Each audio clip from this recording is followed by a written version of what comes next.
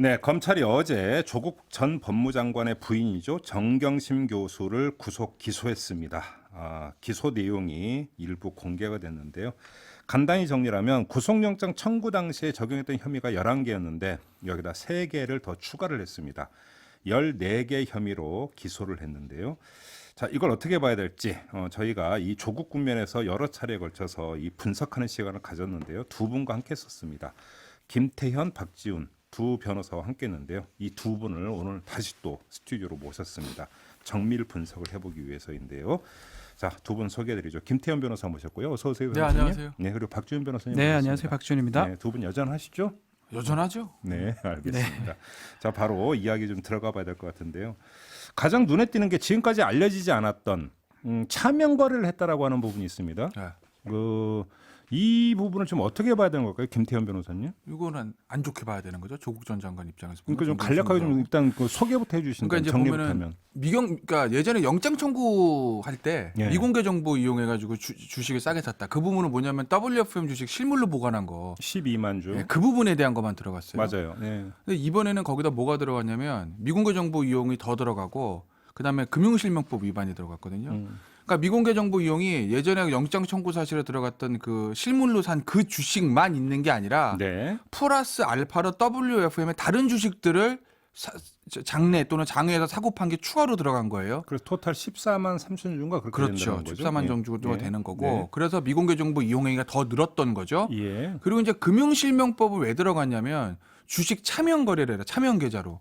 그러니까 정경심 계좌로 거래한 게 아니라 다른 사람 계좌로 거래를 했다라는 거죠. 네. 근데 왜 그랬나 봤더니 뭐 그 속마음은 정경심 교수만 알겠으나 민정수석이잖아요. 네. 그 민정수석 부인이 주식 직접 거래가 안 돼요. 직접 투자를 직접 투자가 안 돼요. 네네. 그래서 지금 언론 보도를 오늘 아침 보도를 보시면 민정수석 임명제도 2달 만이 2017년 7월 4일부터 9월 30일까지 네. 2달 반입니다. 한 예. 석 달이 좀 못 된 기간이죠. 예. 3명의 차명 계좌 6개를 이용해서 790차례 입출금과 주식 매매들을 했다.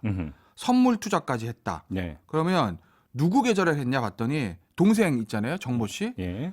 동생의 증권 계좌 3개. 그다음에 단골로 다니던 헤어 디자인의 증권 계좌. 네. 페이스북을 통해 알게 된 주식과 선물 투자 정보를 전달받던 지인 명의 증권 종합 투자 계좌, 선물 옵션 계좌까지 해서 6개 차명 계좌를 이용했다.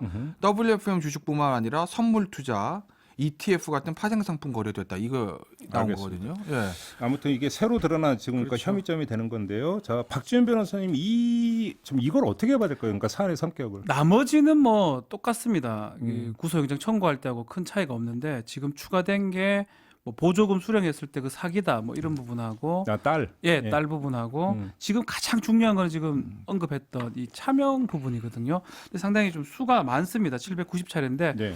한편으로는 이렇게도 생각할 수가 있어요. 그 당시에 이제 조국 전 장관 고위 공무원이기 때문에 네. 그런 걸 불안해해서 차명으로 거래를 했다. 근데 뭐 이 차명 거래는 금융실명법 위반은 될 가능성이 아주 높은 상황입니다. 네. 그렇기 때문에 이 부분은 새로 드러난 거지만 좀 큰 상황이다 볼 수밖에 없는 그런 것 사안이 좀 같습니다. 심각하다고 보시는 예, 거예요. 알겠습니다. 금융실명 위반은 될 것 같습니다. 알겠습니다. 지금 그 박지훈 변호사, 김태현 변호사 두 분과 함께 정경심 교수의 어떤 기소 내용에 대해 분석을 시작을 하고 있는데요.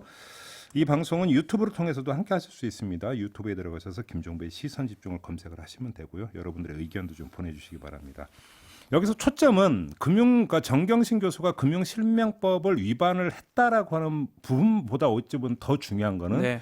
그 행위를 그러면 조국 전 장관이 그렇죠. 알고 있었겠느냐 없었겠느냐 이게 핵심 아니겠습니까? 그러니까 계속 이 검찰은 보는 거는 아마 마침표는 조국 전 장관 같아요. 그러겠죠. 조국 전 장관을 처음부터 그림을 그려놨고 그림이라고 표현을 하겠습니다. 제가 네. 마지막은 또 조국 전 장관의 기소 내지 구속까지 생각하고 수사가 시작됐을 것인데 그러겠죠. 결국 이 차명 거래의 뒤에 있는 사람이 조국 전 장관이라고 아마 검찰은 생각하는 것 같아요. 네. 다만 공소장에는 이 얘기가 없습니다. 없기 때문에 그 혐의를 아직 정확하게 발견을 못한 것 같아요. 다만 보도에 따르면 청와대에 있는 그 ATM기를 통해서 뭐 얼마가 왔고 5천만 원. 근데 예. 부부끼리 뭐 달라면 주죠 부부가 부인이 달라는데 네. 뭐 그건 사람마다 다를 수 있지만 네. 그걸 물어보고 왜냐 너 참여하니 이렇게 물어보기는 자, 그럼 좋아하지 않습니까? 좀 보충 질문을 좀 드릴게요. 만약에 조국 전 장관이 부인이 차명을 통해서 이렇게 그러니까 주식 거래를 한 사실을 알고 있었다라고 한다면 네. 그건 공직자윤리법 위반이 되는 겁니까? 조국 전 장관. 그것 때문에 소환 가능성이 높습니다. 나머지 부분은 제가 봤을 때는 뭐 문제가 된다면 되지만 이게 가장 큰 것 같아요. 공직자윤리법이 예. 가족이 그렇게 거래하는 거는 큰 문제가 없습니다. 이전 판례도 있고요.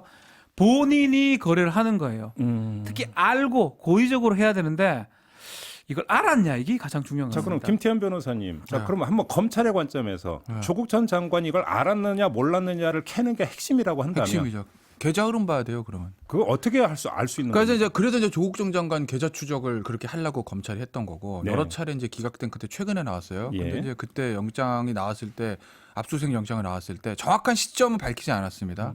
당시 이제 3차장 브리핑 보면 제한적으로 받았다는 거거든요. 네. 제한적으로. 그러니까 그건 무슨 아, 얘기냐면 영장을 네. 네. 예를 들면 계좌 조국 전 영장. 장관 계좌 한 3년치 다 주세요. 이게 아니라 예를 들면 아. 정경심 교수가 주식 거래를 했을 때 시점 정도로 해서 아마 제한적으로 이제 기간을 특정해서 받은 것 같아요. 네네. 근데 어제 이제 3차장 브리핑 내용 보면 그 부분에 대해서 말은 안 해줍니다. 음흠. 기자들이 물으면 아 이거 압수수색 영장 결과 우리가 말 안 해주는 거 아시지 않냐면 이렇게 대답 정도를 해요. 예. 그러니까 그 부분을 이제 확인을 하고 있을 거예요. 그러니까 박준 변호사처럼 저렇게 생각할 수도 있어요. 당연히 저도 부인이 돈 보내달라고 하면 보내주죠. 네. 그런데 진짜로요? 아니 보내줄 수 있죠. 그러니까 진짜로라는 말씀 왜 하셨겠어요? 묻지마로 보내주지는 않는다는 거 깔고 계신 거 아니에요, 진행자도? 아니 뭐 최소한 그런 뜻은 부인한테 아니었고. 네. 어디 쓸 건데? 음. 아니 뭐 재산이 무슨 뭐 5조 있는데 5천만 원도 아니고 5천만 원이 작은 돈이 아니잖아요. 근데 네. 그것도 청와대에서 근무한 사람 바쁩니다. 민정수석이 밖에 나갈 시간도 없을 거예요. 예. 근데 일하다가 밖에 나가가지고 ATM기에서 5천만 원 보내려면 8번, 9번 해야 되면요. 그러면 얼마나 이게 귀찮은 일인데요. 그거를 그럼 제가 받아갖고 예. 한번 반박성 질문을 이렇게 드려볼게요. 예. 자 그러면 그것이 조국 전 장관이 부인이 지금 차명 투자를 하고 있다라고 하는 것을 조국 전 장관도 알고 있다는 정황으로 본다면 예. 거꾸로 이런 얘기가 성립이 예. 돼요.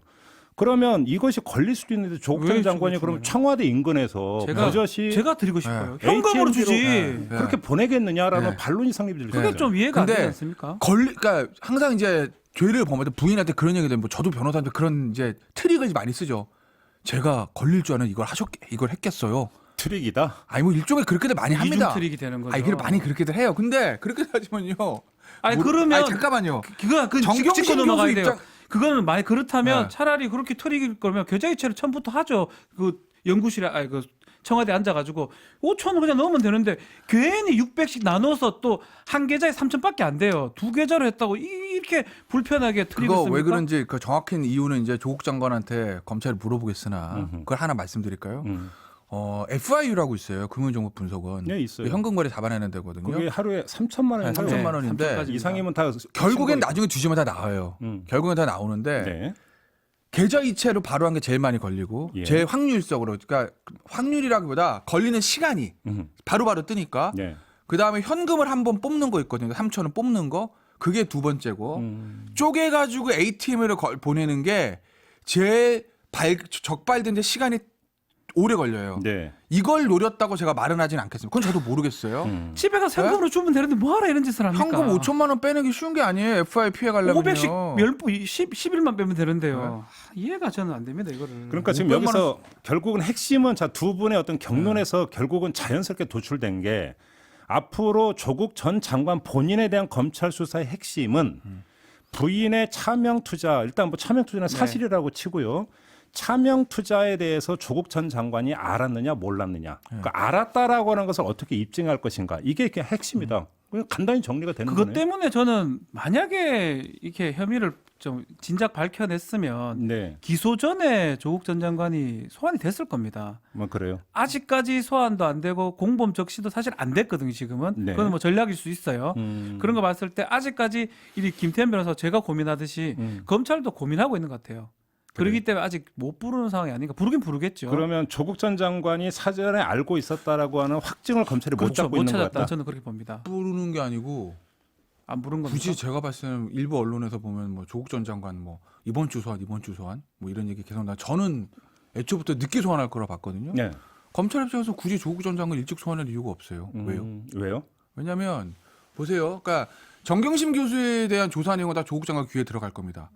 네. 그건 당연한 거예요. 뭐 접견을 통해서 아니 변호인 통해서 다 알죠. 그건 남편인데 그걸 뭐 어떻게 모르게 뭐 공범 혐의를 받고 있지만 그거를 검찰이 막으려는 생각도 하지도 않았을 거냐. 막을 수도 있는 것도 아니고. 왜냐하면 변호인 통해 가지고 다 변호인이 조국 전 장관 남편이 오늘 무슨 수사 내용이 있었습니까 물어보면 당연히 알려주는 게 맞는 거고. 네. 그걸 제도적으로 막을 방법도 없잖아요. 뭐 예. 그건 뭐 인간적으로도 하는 게 맞는 거고 남편 입장에서 보면. 그러면 아마 제가 검찰이라면 조국 전 장관에 대한 관여 정도에 대해서는 아마 정경심 교수의 구속 기간이 20일 동안 많이 묻진 않았을 거예요. 왜냐하면 그건 검찰 입장에서 보면 조국 전 장관에게 무엇을 묻고 싶은지 패가 들어가는 거거든요. 네. 아마 정경심 교수를 구속 수사하는 20일 동안에는 철저하게 정경심 교수에 대한 것만 물었을 거예요. 그죠? 그리고 정경심 기소를 합니다.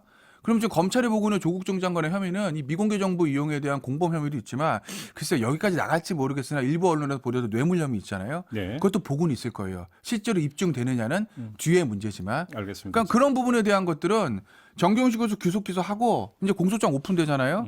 그리고 나서 조국 전 장관 소환할 때 조국 전 장관에게 묻고 그리고 나서 다시 정경심 교수 구속 기소 상태에 대해서 피의자 신분이 아니라 참고인 조사는 얼마든지 할 수 있으니까. 잠깐만 여기서 그런 형태로 들어가면 되는 거죠. 중간 정리를 굳이 하겠습니다. 뭐. 지금 김태현 변호사가 자연스럽게 이제 두 번째 얘기로 자연스럽게 넘어갔기 때문에 일단 정리를 하고 넘어갈게요. 첫 번째 지금 그 포인트가 정경심 교수가 차명 그 투자를 했는데 조국 전 장관이 알고 있었느냐 모르고 있었느냐 검찰이 이걸 입증해낼 수 있겠는가가 지금 포인트다. 네. 이거에 따라서 공직자윤리법을 적용하느냐 마느냐가 결정된다. 일단 하나가 이게 나왔고요.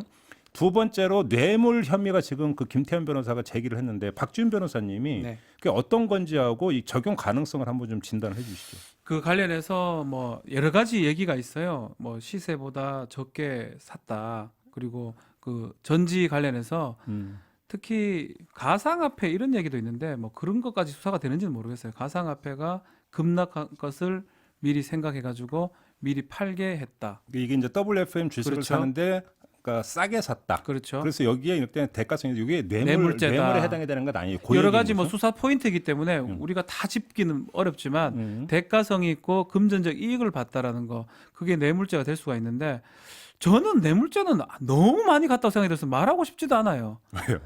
뇌물죄가 되려면 네.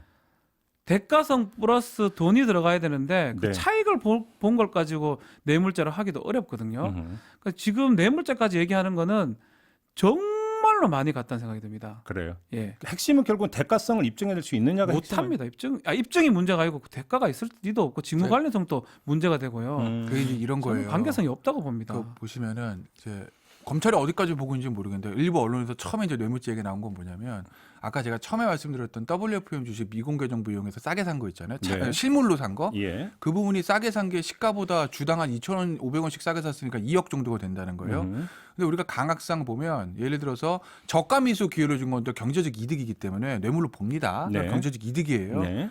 그러면 뇌물죄를 입증하려면 세 단계를 넘어야 되죠. 경제적 이득은 있어요. 네. 그런데 문제는 그게 이제 공무원은 조국 당시 수석이고 그렇죠. 정경심 교수는 공무원이 아니잖아요. 그렇죠. 그럼 두 사람 이제 공무관계가 입증이 돼야 되는 그렇죠. 거예요.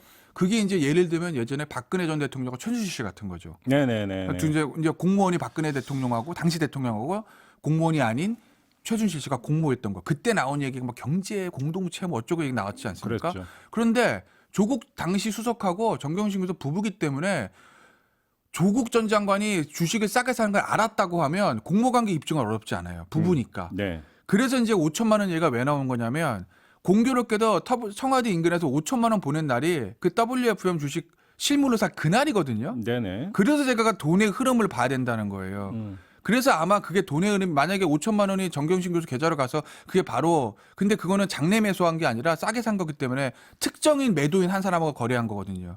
그 매도인한테 바로 넘어갔다라고 하면 조국 전 장관이 안 하고 어디 쓰는지도 모르고 묻지만 5천만 원 줬으면 바로 말하기 그 쉽지 않을 지점에 거예요. 제가 궁금한 게 하나 있는데요. 바로 그 점인데, 그래서 이게 뭐 그 주식 시장에서 마감이 바로 코앞에 닥쳐갖고 근데 사야 돼요. 근데 돈이 모자라. 그래서 남편한테 저는 빨리 돈을 붙여달라면 제가 이해를 하겠는데 지금 말씀하신 대로 특정인한테 이게 그 특정인 매도를 통해서 한 거라고 한다면 그렇게 긴급을 요하면서 청와대 인근에서 ATM기로 5천만 원을 보내야 되는 상황이었을까? 사실 이것도 궁금하고 의아한 부분이 있거든요. 이 점은 어떻게 보세요? 집에 현금 뽑아놓은 게 있었으면 금고인 현금 주기가 제일 좋죠. 아니요. 솔직히 그러니까 말씀드리면. 그렇게 긴급을 요하게 돈을 네. 보내야 될 필요가 네. 있었느냐 이 점을 여쭤보는 거예요. 그러니까 주식을 거래하는 패턴이라든지 주식을 거래하는 사정들이요. 복잡다기하기 때문에 저희가 단정적으로 얘기할 수는 없어요. 물론 그렇긴 예를 하죠. 들어서 특정인과의 거래가 오늘 예정이 돼 있고 그 특정인한테 주식을 싸게 사는 데는 오늘이다. 그럼 주식이 예를 들어서 돈이 급하게 필요하다. 그러면 남편한테 얘기해가지고 돈 달라고 할 수도 있는 거죠. 일반인 같은 경우에는. 네. 그런데 특정인과 거래가 예정돼 있기 때문에 그렇기 때문에 조국 전 장관이 저 계좌에서 ATM기로 500만 원씩 해서 9번 해가지고 5천만 원 줬을 때 아무것도 모르고 묻지 말아 줬을 것이다라고 단정하는 것도 사실 너무 반대로 나가나죠. 그걸 갖고 고의가 있고 공모를 했다라고 단정할 수도 없는 거죠. 그렇다면 예. 결국은 형사법 기본 원칙으로 돌아가는 거예요. 기소하기 어렵고 또 무죄 추정으로 봤을 때는 이 뭐 지금 정경심 교수 문제되는 거는 변론을 하더라도 조국 전 장관까지 예컨 지금 뇌물죄까지 얘기를 하고 있는데 이렇게 기소하는 거는 무리수가 있다. 얘기 하나 안 끝났는데 대가성. 알겠습니다. ATM기가 다시 나와서 여쭤봤던 거 대가성의 핵심이에요. 대가성은 이제 뭘 보고 있는 거냐면 여러 가지가 있을 수 있는데 하나는 아까 얘기했던 거래소 폐쇄가 뭐냐면 이 주식 2008년 봄에 산 거거든요. 근데 그 전에 이제 비트코인 광풍이 불잖아요. 2018년. 네, 18년에. 네. 근데 이 어디죠? 코링크피가 가지고 있는 회사 중에서 비트코인 거래소 만든 자회사가 하나 있어요. 그런데 거래소를 만들고 나서 3개월 만에 그걸 폐쇄합니다. 네. 한참 시장이 좋을 때. 네. 근데 3개월 내가 폐쇄하고 나서 한 달 이후에 거래소 이제 폐쇄 방침이 나와요. 법무부 쪽에서. 근데 그거를 관할하는 거 민정수석 관할이었거든요. 당시에. 그 정보를 준 게 아니냐? 네, 그러니까 그거를 보고 있는 거예요. 예. 검찰 입장에서 제가 보면서 의심은 하죠. 물론 의심을 한다고 해서 다 밝혀지는 건 아니에요. 네. 그걸 하기 위해서는 조범동 씨의 진술이 가장 중요할 거예요. 사실 더 중요한 거는 저 조국 전 당시 민정수석의 휴대전화입니다. 근데 휴대전화 압수수색 영장이 계속 기각이 되는 거고 그 휴대전화 영장은 나오기가 쉽진 않을 거예요. 민정수석이라는 직위의 특수성을 감안하면. 여기는 국가기밀도 있고 그렇죠. 있을 수가 너무 있어요. 멀어요. 직무 네. 관련성은 그러니까 사실 그 부분에 대한 것들이 대가성을 연결시킬 수 있냐라는 부분들의 가장 중요한 아니, 거는 뭔 말이- 잠깐만요. 조범동 씨의 진술일 거예요. 그렇다. 그러니까 그 진술이 어떻게 나와 있는지는 검찰에서도 수사 보완이 걸려 있어서 우리가 알 수는 없는 거고. 알겠습니다. 자, 대가성은 그렇게 하면 진짜 포괄적으로 다 걸려요. 모든 공무원은 그럼 연관성이 있는 거거든요. 그게 뭐 거래소가 폐쇄되는 걸 미리 정보를 줬기 때문에 또 업무가 민정수석 업무가 아니고 법무부 장관이 했던 전 업무라고 알고 있는데 네. 그런 식으로 따지면 다 연관성이 있기 때문에 이걸 갖고 뇌물죄, 대가성, 직무 관련성이 있다라고 보기에는 정말 가도 너무 같다 이렇게 봅니다. 그래서 그리고, 기소를 하거나 조사를 하지 못할 거라고 생각이 됩니다. 저는. 결국은 뇌물과 대가성이 있었냐, 직무 관련성이 있었냐 전에 그 전 단계에서 그러니까 초입 첫 번째 관문은 정경심 교수가 WFM 주식을 싸게 사는 것을 조국 전 그렇죠. 장관이 알고 알고 있었느냐? 있었냐? 그거 중요하죠. 사실은 그것도 증명이 돼요. 몰랐을 것 같은데요. 그래요? 예, 입증할 수 없을 것 같습니다. 예. 그래요. 알겠습니다. 아무튼 지금 이제 두 가지 점. 저 부분에 대한 조국 전 장관의 답변은 이미 어제 나왔어요. 페이스북에서 조국 전 장관은 어제 페이스북 글을 올렸는데 기억이 오래가 기억이 없는 내가 걸 모르는 곤욕을 일이야. 치를 수 있을 것 같다. 그러니까 이 이미- 대목 얘기하는 거죠. 예, 그렇죠. 그러니까- 그 질문 예. 드리려고 했습니다.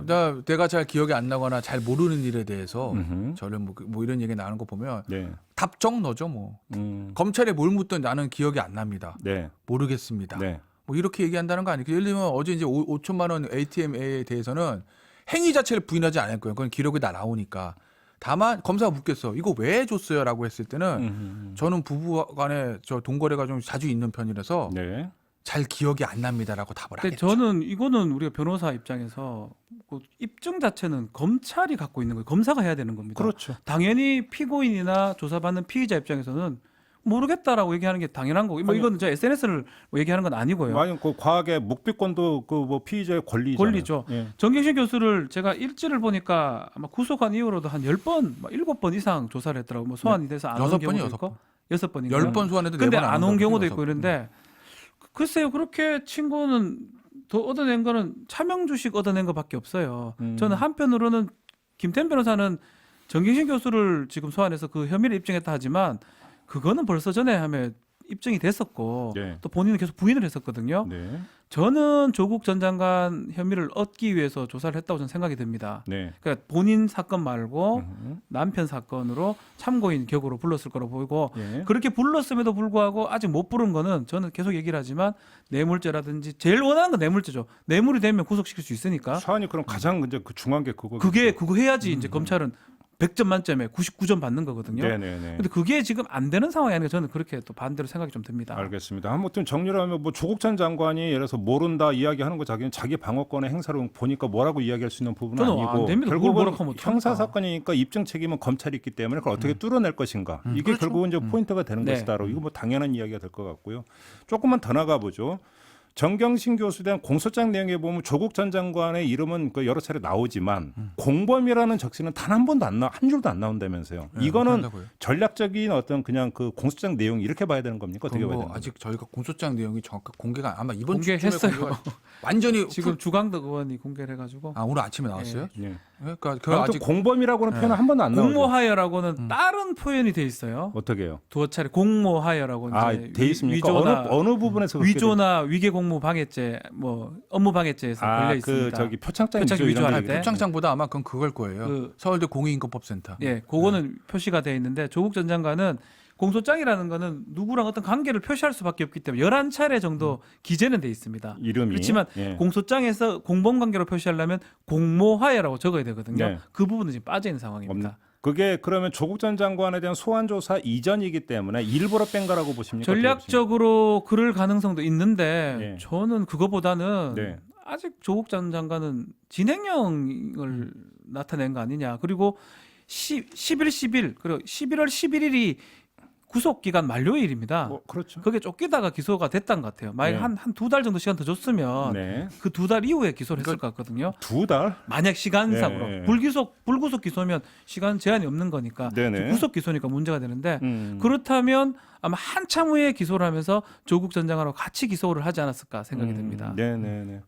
김태현 변호사님은 어떻게 보세요? 그러니까 그 부분은 저는 뭐 박지훈 변호사 말에 동의하고 조국 전 장관에 대한 수사가 아직 끝나지 않았거든요. 네. 그래서 아마 거기다 공범 관계를 정확하게 적시하지 않을 거고 예.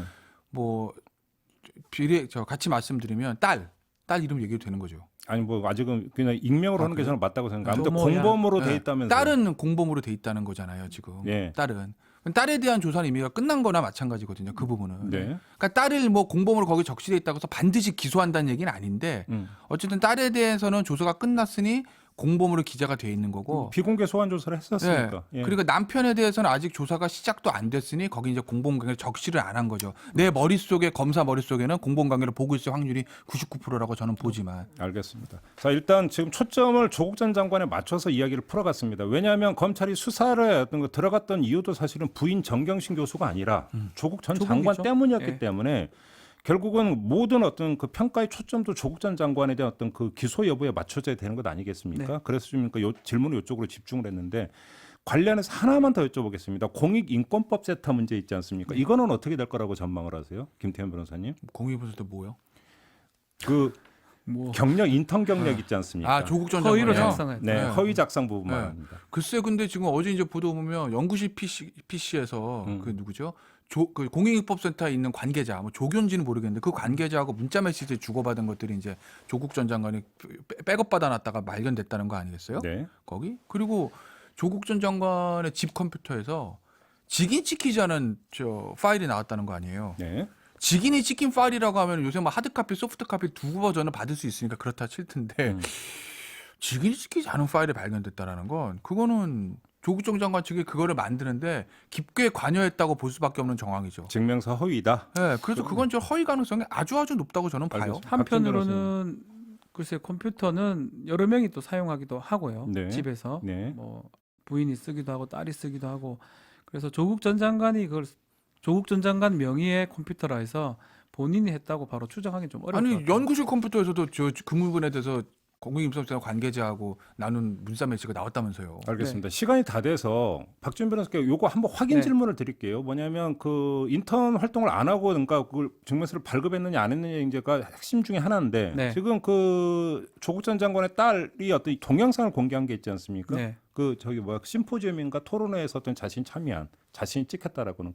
그게 그럼 하나의 어떤 반박하는 증명이 될 수 있습니까? 양형이 될 겁니다. 허위 공문서 작성죄는 예를 들어서 뭐 공문서 위조죄라든지 이거는 권한 없는 사람이 만드는 거거든요. 네. 만약 권한이 없는데 만들었던 위조가 성립할 수밖에 없고요. 네. 그렇지만 그런 행동을 했을 때는 그만큼 가능성이 있고 뭐 했다고 볼 수 있기 때문에 네. 만약에 범죄는 성립하지만 양형에 좋게 작용될 가능성이 있습니다. 그래요. 저게 이제 영장 실질심사 끝나고 나서 거기 김칠준 변호사가 기자들 인터뷰하고 할 때 여러 가지 혐의들도 얘기하면서 그 얘기를 했거든요. 제 기억에 아마 위조가 어디까지가 위조인지에 대한 뭐 사회적 뭐 어쩌고 뭐 합의인가 뭐 그런 표현을 쓰는 게 아마 저 얘기를 하는 것 같아요.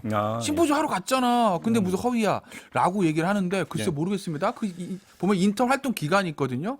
그 일동 활동 기간이 아마 제가 알기로는 2주에서 한 보름 정도로 적시된 것 같은데 근데 심포지엄 하루 간 거를 2주로 볼 수 있나요? 알겠습니다. 지금 이제 그 논점 몇 가지만 추려서 그러니까 두 분의 어떤 그 분석을 좀 들어봤는데요. 이제 마무리 좀 해야 될 것 같습니다. 짧게 단답형으로 시간이 없습니다. 짧게 요것만 좀 여쭤보겠습니다. 조국 전 장관 언제쯤 소환 조사할 거라고 전망을 하십니까, 김태현 변호사님? 저요? 저 한 다음 주 보는데요. 저는. 다음 주 정도에. 그리고 바로 기소 들어갈 거라고 보십니까? 기소는 하려면 좀 시간이 걸려. 왜냐면 더 오래 걸린다. 그러니까 한 번에 끝나겠어요. 중간에 6시 넘으면 집에 가겠죠, 뭐. 알겠습니다. 지금 몇 주째 계속 부를 것 같은데 네. 다음 주부터 이제 쭉 부르겠죠, 계속. 계속 부를 것이다. 이제, 예. 그리고 기소는 할 것이다라고 보십니까? 기소만 할 것 같아요. 그러니까 구속은 좀 어렵고요. 알겠습니다. 자, 이렇게 마무리하고 두 분의 진단 시간 끝내도록 하겠습니다. 지금까지 박지훈 변호사, 김태현 변호사 두 분과 함께했습니다. 고맙습니다. 네, 감사합니다.